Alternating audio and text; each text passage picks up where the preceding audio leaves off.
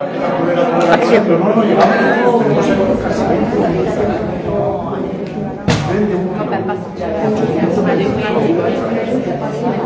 a Málaga de esos y entonces tenían un daba miedo. Sale. Buenas tardes. Buenas tardes a todos. Vamos a empezar la sesión de tarde de estas primeras jornadas Erasmus Plus que organiza el Colegio San Vicente de Paúl. Tenemos la suerte de contar con Paco Bailo, docente ya jubilado, trabajador con la Asociación de Enseñantes Gitanos y con una gran experiencia con el alumnado gitano. Entonces, no hay más que escucharle para que nos haga recorrido por la exposición. Y vecino del barrio. Muchas gracias por venir. Y ya le contaba al compañero que me hace especial ilusión porque la primera escuela a la que yo fui, donde aprendí a leer y escribir, fue San Vicente de Paúl, con sus milagros, y tengo fotos por si alguien necesita pruebas. Solo os hablo de hace 62 años, mayo. Como lo importante es escucharlo al primo Fernando. Lo importante eres tú. En mi particular veis esto y yo creo que todo esto lo tenéis colgado en internet. Os digo porque aunque ahora os quedéis con ganas de pillar algún dato o eso, lo tenéis todo en la página de Enseñantes Gitanos. Entonces, lo que intentamos fue, bueno, Enseñantes Gitanos es un grupo de profes que trabajamos con alumno gitano y que en 1979 unos maestros de aquí con unos de Huesca dijimos, oye, ¿qué pasa? Que nadie hace nada, vamos a juntarnos. Y entonces en el año 80 se hicieron las primeras jornadas en Huesca. En el 81 estábamos muy fatigados y no hicimos nada. Y en el 82 hicimos unas jornadas aquí en Zaragoza. Y desde entonces todos los años nos juntamos, siempre un fin de semana nos podemos juntar en un seminario que llamamos, que nos toca el fin de semana. Mañana voy para Madrid. Y luego en septiembre hay unas jornadas, que este año son en Santander, y que si queréis información, pues la pasamos encantados. Ahí nos juntamos, pues, profes, gente de trabajo social, gente de los barrios que está con curiosidad por el tema gitano y ahí pues tenemos una página web donde vamos colgando todo lo que vamos haciendo durante el año. Como nos pilló la pandemia, que os voy a contar, ¿no? Pues nos dedicamos a dar forma a esta exposición que llevábamos años queriendo hacer. ¿Por qué? Porque la realidad gitana no aparece en los textos. Están aquí desde el siglo XV. ¿Cómo se puede silenciar semejante presencia, no? Sí que aparece muy poquito la presencia árabe, que también estuvo en 800 años, pero de la realidad gitana no aparece nada, ¿no? Si aparece algo siempre suele ser en plan negativo, igual que en la prensa, igual que por ahí. Entonces dijimos, oye, vamos a hablar con historiadores, con gente que ha estudiado esto a nivel europeo, a nivel internacional, y vamos a hacer una exposición que la podamos mover por ahí. Y en este momento, con la Asociación de Promoción Gitana de aquí de Zaragoza, tiene esta exposición y la va prestando a todos los sitios donde se la pide. Entonces, claro, lo primero es de dónde sale esta gente, ¿no? El origen exacto no lo sabemos, lo que sabemos es de dónde partieron. De la India, no sé si tenemos algún mapa por aquí. Bueno, arriba a la izquierda, en la zona del Punjab, que ahora pilla parte de Pakistán, en el siglo XI se empieza a hablar de una gente que sale de allí. No se sabe si porque habían venido los unos con H, o si es que entonces, recordad que el Islam estaba expandiéndose, años 700 y pico llevan para allá. Entonces, hacia el año 900 y pico se sabe que como unas 50.000 personas se van de allí. Y ahí parece que está el origen. ¿Por qué se supo? Porque había unos filólogos alemanes que los escucharon hablar y dicen, pero si estos hablan, tienen un vocabulario muy parecido al hindi, al panjabí, a esas lenguas indoeuropeas. Y entonces, a partir de ahí, siguieron investigando y vieron que tenían que venir de esa zona, ¿no? Entonces, en este primer panel os cuentan eso, ¿no? Que cómo pudo haber diferentes salidas de esas zonas, ¿no? En el siglo XIV hubo también otra escapada también hacia el Oriente. Y aquí veréis más o menos el recorrido, ¿no? Salen del norte de la India, el noroeste de la India, ¿no? Cruzan Irán, Turquía, llegan a Grecia. Entonces, había zonas de Grecia que se las llamaba el Pequeño Egipto, y a los grandes se les llamaba egipcianos, y de ahí la palabra gitano, porque en otros idiomas pues son bohemianos, tienen otras palabras, pero por esa confusión de origen, viene la palabra gitano, ¿no? Aquí llegan, además entran por Aragón en 1425, el 12 de enero, el rey Alfonso V ya les firmó un papel diciendo, oye, que los tratéis bien, que esta gente son buena gente. Ellos venían para purgar sus pecados, habían pasado por el Vaticano, ¿no?, por los estados pontificios, y ellos decían que iban peregrinando a Santiago. Lo cierto es que en esa primera época de acogida, pues claro, ellos llevan con una manera de vestir, una manera de hablar, la gente, bueno, los miraba con admiración, ¿no? Eran muy hábiles en ciertos oficios. De hecho, el primer pollo que hubo fue que unos payos le robaron 2 perros en Aragón. O sea, el primer conflicto del que tenemos noticia, habíamos empezado los payos, no ellos, ¿no? Que quede claro. Bien, pues hasta 1490, a finales del siglo XV, la cosa va a la mar de bien, ¿eh? Llegan en un principio, se supone que unas 600 personas, y vienen con condes y duques, ¿no? Aquí tenéis los nombres, los podéis buscar por internet. Entonces, esa primera época, aquí tenéis más datos de cómo llegaron a París en 1415, llegar a Barcelona un poquito después de pasar por aquí, está la fecha de cuando llegan por Sevilla. Bueno, todo esto a quien le interese un poco la historia se puede meter y buscar. Pero claro, llegan en el peor momento. Fijaos que justo a finales del siglo XV es cuando los reyes católicos, Castilla, Aragón, se van formando las naciones, y las naciones lo que quieren es gente uniforme, ¿no? Que haya una sola religión, una sola lengua, que lo tengamos controladico, porque esto se hace grande y hay que controlarlo, ¿no?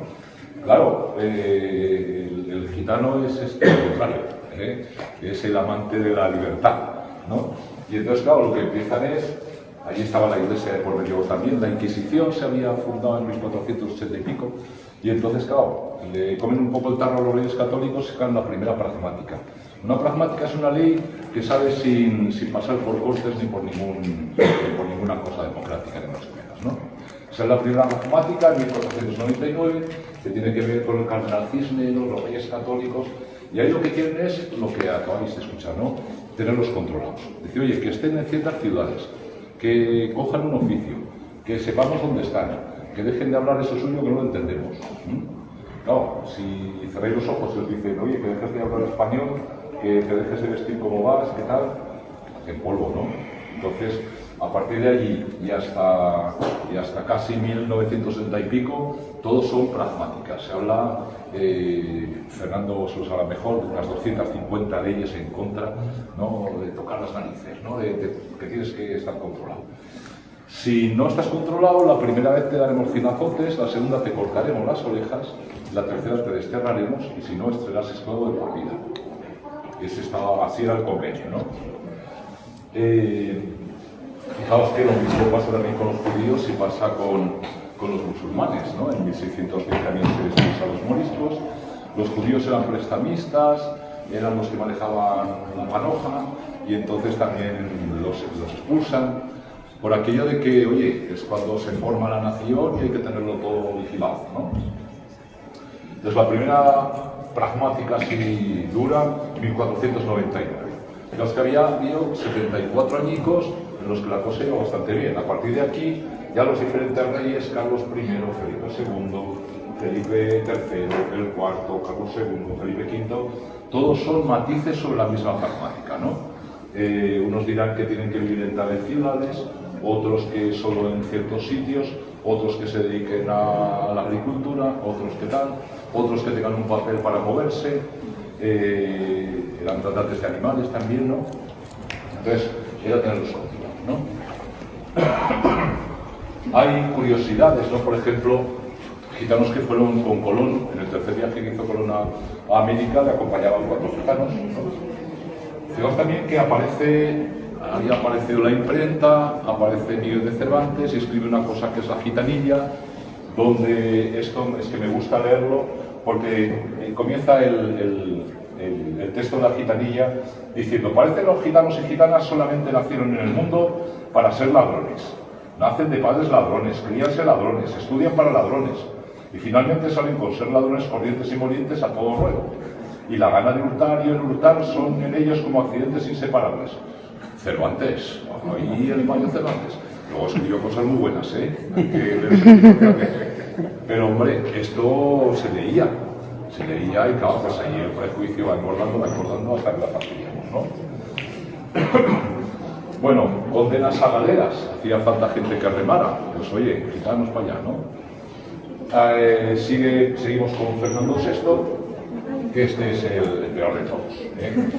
Este con nocturnidad y alevosía en 1749, también estaban por medio el marqués de la Ensenada, estaba el conde de Aranda, que aquí le tenemos dedicado una calle, ¿eh? Estos hablan con la iglesia y les quitan el derecho al sagrado. Sabéis que cuando alguien lo perseguía, si se metía en una iglesia, decía casa, y entonces ya pues había un poco de piedad con él, ¿no? Mandan unos papeles a todos los gobernadores civiles, por entendernos, ¿no? Y les dicen que esa noche hay que apresar a todos los gitanos. Separar a los hombres y a los chiquillos por un lado y a las mujeres y las chiquillas por otro. Esto se llama genocidio, sin más, ¿no? Es una cosa que yo me he enterado de mayor y algunas igual os enteréis ahora.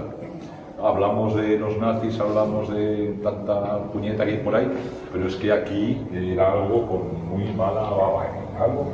Claro, apresan unas 12.000 personas. ¿A quién apresan? A los que estaban además currando y asentados en los sitios.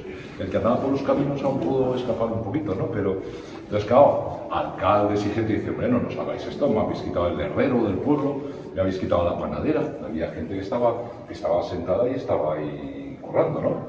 Bueno, pues es un poco el gran palo gordo, ¿no? La amnistía tardará mucho en llegar, ¿eh? Tuvieron que pasar 14 años. Aquí en Zaragoza las mujeres estuvieron donde ahora está el gobierno de Aragón, en el Pignatelli.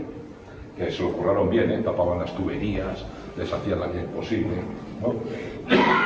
Pero la amnistía esta no llegará casi pues, hasta Carlos III, ¿no? Que este tenía un poco más de cabeza, saca una pragmática y aquí dice, hombre, venga, que esta gente son igual de personas, ¿no? Más o menos, ¿no? Sigue pasando el tiempo, sigue habiendo normas, ¿no? Con Isabel II, con Fernando VII, aquí se apaña un poquito en la constitución de la Prepa en 1912. Llega la Guerra Civil, 1936-39.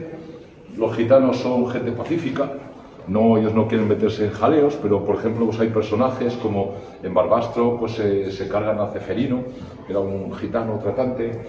Está Helios Gómez, que era un tipo vanguardista, un cartelista, un tipo del que, si podéis pillar por internet tenéis muchos datos hay algún documental muy chulo, ¿no? Era un anarquista, un sanote.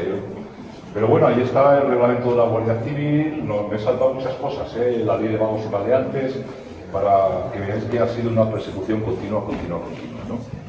Claro, la historia del pueblo gitano no la han escrito ellos hasta ahora. Estos últimos años, la verdad es que gitanos y gitanas están escribiendo un montón de cosas, las más interesantes. Pero era una cultura oral, ágrafa en un principio, por aquello de tener que ir escapando de un sitio para otro y porque no se podía llevar una vida normal, no se les dejaba llevar una vida normal, ¿no? Llegamos también a la Segunda Guerra Mundial, ¿no? Y el Porraimos o el Sabugaipén es el exterminio de más de medio millón de gitanos y gitanas. Hay una película muy hermosa que se llama Los violines dejaron de sonar o de tocar, es una novela y hay una película que os recomiendo, ¿no? Donde se cuentan pues, barbaridades, ¿no? Que se hicieron en esta época de los campos de concentración y así, ¿no? Y llegaríamos ya a nuestros tiempos, pero a nuestros tiempos que es final del siglo pasado, hace 20 años, un poquito más, que es cuando ya se dice, oye, que todos somos ciudadanos, ¿no? Llega la democracia y hay una normativa que, bueno, por lo menos nos recuerda que tenemos derechos. Otra cosa es que te los cumplan, que te alquilen la vivienda, aunque seas gitano, que te den un curro, aunque seas gitano. Pero bueno, al menos legalmente estamos un poquito mejor que antes. Y si giráis ahora hacia allá, tendríamos allí un poco la realidad de nuestros tiempos, ¿no? Claro, con esta historia, pues sabéis cómo se iba construyendo el prejuicio y ese racismo, ¿no? Si cogéis un libro de Tintín, ¿os suena Tintín? Que es muy divertido, pero en las joyas de la Castafiore seguirá se sospecha que son los gitanos que ya hay al lado, ¿no? En Mortadelo y Filemón lo mismo, parece de vez en cuando alguna familia que tal. Eso de que no les gusta trabajar, de que no les gusta ir a la escuela, todo eso es una creación nuestra, por entendernos, ¿no? Entonces, en las películas, los estereotipos, ¿no? El acento, los chistes, todo eso día tras día, en la prensa, las noticias negativas, todo eso va creando un prejuicio potente, ¿no? Y como ya decía, creo que era Einstein, es más fácil romper un átomo que romper un prejuicio, ¿no? Pero bueno, la cosa se va apañando un poquito. En 1971 hay un encuentro en Londres donde se reconocen esta realidad, aparece el himno que recuerda las duras épocas de los campos, aparece la bandera, entonces ya hay una especie de decir, oye, que aquí estamos, que tenemos una cultura, tenemos un idioma y tenemos un montón de creación también por nuestra parte, ¿no?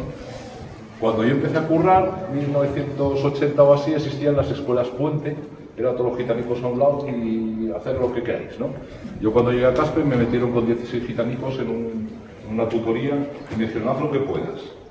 Como ya nos conocíamos que los vecinos, pues hicimos lo que pudimos y nos lo pasamos muy bien.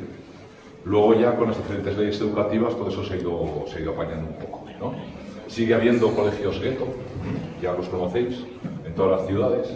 Y de hecho no lo dicen en alto, pero ahora que viene una época de promesas, ¿no? Estos 15 días, conviene que en un colegio haya problemas para que los demás estemos tranquilos. Ese es el eslogan de muchos partidos. Bien, pero la población gitana sigue teniendo una esperanza de vida menor, bastantes años menos que los payos. En un principio hay más chiquillos que chiquillas, aunque luego la cosa se apaña. Y hay una salud que la media, hay más diabetes, hay más colesterol, ¿no? Fruto también de esa inercia, ¿no? En este momento la gente gitana se está organizando, de hecho son los que mueven este tipo de formación para nosotros, y hay un montón de asociaciones que están reivindicando esa realidad suya, esa cultura. Las mujeres gitanas están siendo el motor casi invisible de esas transformaciones, ¿no? Aquí os lo comentaría un poco en este momento tenemos varias personas gitanas en el Congreso, en diferentes ayuntamientos. Y en este momento, bueno, este año se aprobó la ley antigitana, de esto José Antonio os comentará muchas más cosas, que es que ya, a ver, hay que vigilar lo que se dice y lo que se hace de una vez, ¿no? He querido ser lo más puntual posible, pero me podéis preguntar cositas.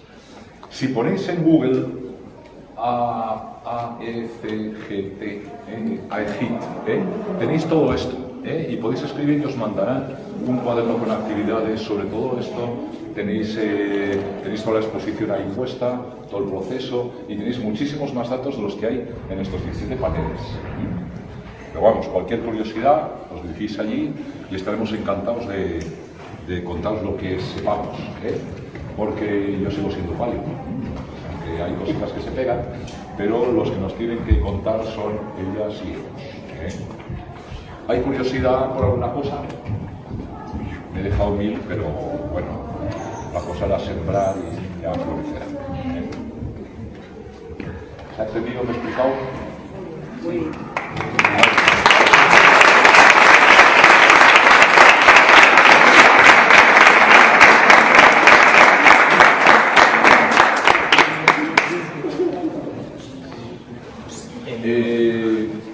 ¿Aprenderos alguna palabrica en caló? Hay un idioma. Hace un mes que falleció uno de los filólogos gitanos, no me saldrá ahora el nombre, está por ahí escrito, me dio hace un mes, que es el que más ha peleado ahora por recuperar el romanó, y aquí en España fue el caló. El caló durante algún tiempo fue una lengua casi defensiva, ¿no? Era para que los que me vigilan en la cárcel no se enteren. De hecho ha habido fugas interesantes porque la gente se organizaba en caló. Eso era bonito cuando la guerra civil, ¿no? Decir la chodibés o satispentali no cuesta nada, es lo mismo que decir chao o bye bye. Y bueno, pues siempre te sientes recreado, ¿no? Cuando te saludan en tu idioma. Es una lástima porque es un idioma bonito en el que está el himno, hay poesías.